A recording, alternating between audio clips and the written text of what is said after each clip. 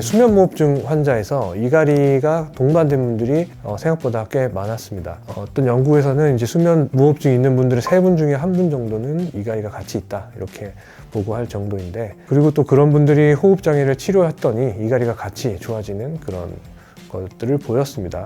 근데 이갈이는 이제 보통 나이가 들수록 줄어들고, 유아들은 이제 적게는 20%, 많게는 50% 정도가 이를 갈고, 청소년기 가면 한 약 15%에서 18% 정도, 중년층은 한 8%, 노인층은 3% 정도, 이렇게 나이가 들수록 이갈이 빈도는 줄어들게 되고, 거꾸로 무호흡증은 나이가 들수록 근력이 약화되고 근육 탄력이 떨어지기 때문에 증가하게 됩니다. 그러면 무호흡증하고 이갈이는 연관이 있는 것일까? 좀 안 맞잖아요. 그래서 더 조사를 해보니까 실제 무호흡 자체보다는 해부학적으로 기도가 좁은 거, 그리고 좁은 기도를 공기가 통과할 때 저항이 세지기 때문에 그런 저항 때문에 뇌가 각성이 일어나게 되는 그런 것 때문에 또 이갈이가 발생할 수 있는 이런 것으로 보고 있습니다. 그렇게 보면 무호흡과 이갈이는 연관이 있는 거죠.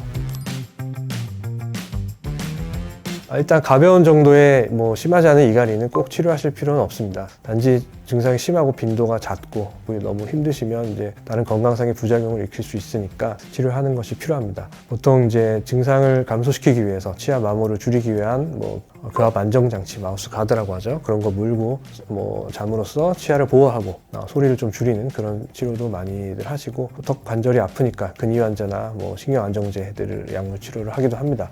이제 가장 중요하게 생각해야 될 거는 이갈이를 일으키는 선행 각성 요인, 그것을 찾는 것입니다.